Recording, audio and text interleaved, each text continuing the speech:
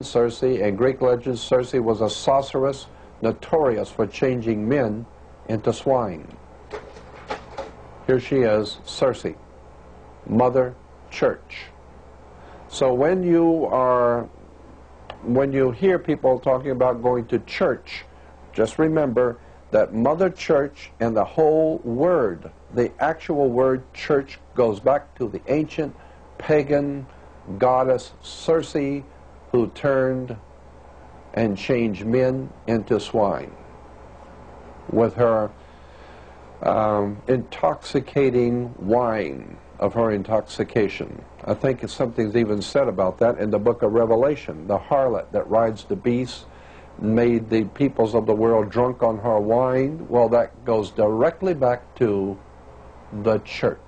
Now, another interesting symbol in something that we've all seen many times, but probably do not really realize the occult or hidden significance of this symbol. The headdress of the Pope. The papal headdress is called the Papal Tiara. Now, back it off a little bit, and we'll see. Here is a picture from a magazine called Christ. You need to back it up a little bit. There you go. Christ before Caiaphas. This is a drawing from the Middle Ages of Jesus being priest of Caiaphas. Caiaphas being the Hebrew high priest. You will see the same headdress on Caiaphas that you see on the Pope. You see the high priest? Now let me show it to you better. Here is the high priest, Caiaphas. And he's wearing the same papal headdress as the Pope wears. Okay?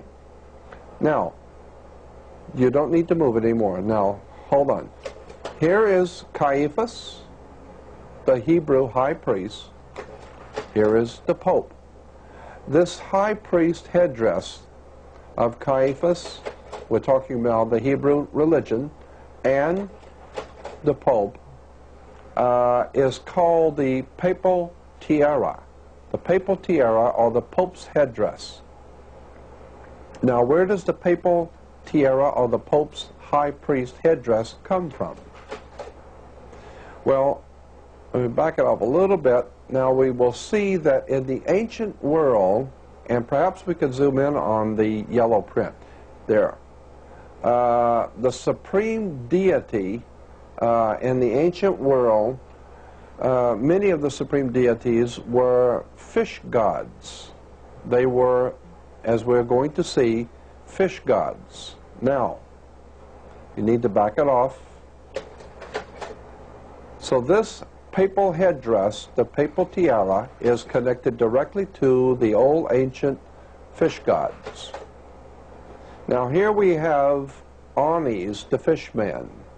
You'll see that this god is wearing the fish's head. Here we have one on the left of one of the gods wearing a fish costume. Here we have another one of the gods, a fish god. And let's see, here's another one from the old Assyrian, I believe, fish god. Here we have another one, Dagon. Now, Dagon, it's interesting, was the old Phoenician Canaanite deity, Dagon, the fish god.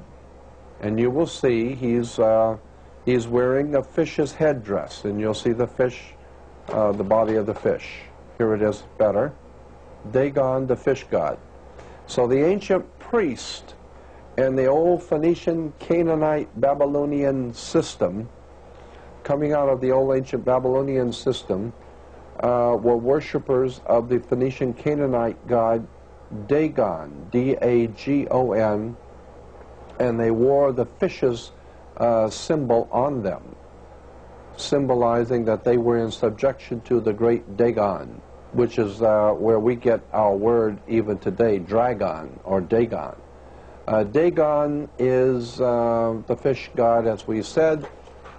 You will see in this picture, you will see the priest of Dagon There's a beautiful color picture of this in museums. The priests of Dagon wearing their fish regalia. The priest of Dagon in the old Babylonian, Phoenician, Canaanite system. Okay. Now, again, we go back to the papal headdress being the symbol for Dagon, the fish god. Here we have the papal headdress, and when one puts it, lays it down this way, now you see the fish god. Consequently, the papal headdress is a fish head. Here you will see the priest with his fish head. And there it is, the fish's head. So the next time you see the papal headdress, just remember this is the fish head, Dagon, the ancient Babylonian fish god. So in his movie Dagon, which I highly recommend you go see, he shows how the fish people turned everyone away from God, and it brought them together under their dark lord, Ea. But for H.P. Lovecraft, these merfolk were no beauties. Well, perhaps they're beautiful. They were also very deadly. But they would corrupt your soul and take you over genetically and then bring you down to the dark one in the deep, the one that ever sleeps. So who are these fish people, and why do we keep seeing them? And do they have a connection to our goddess in Sirius? Now check this picture out. This has Isis standing there. Are those fish scales I see? And could we be talking about fish people from Sirius? Because Isis is the Egyptian symbol of Sirius. But Orion, the one symbolized by the phallus, Osiris is a symbol of Orion. So here we have the goddess Isis with her torch, or Columbia, whichever you prefer, on the obelisk. The conjunction of Sirius and Orion has been told to us by Dr. Sala as the progenitors of the Earth, as the creating race. Orion is known as the hunter, as well, so was Nimrod of the Bible. Could this explain why we have a phallus in due relation to the capital breast? Because we are a planet that is ruled by beings from Sirius and Orion. Are those fish scales on Osiris?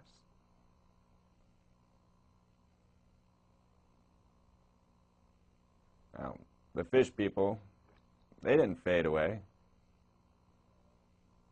We have not seen 90% of our seas.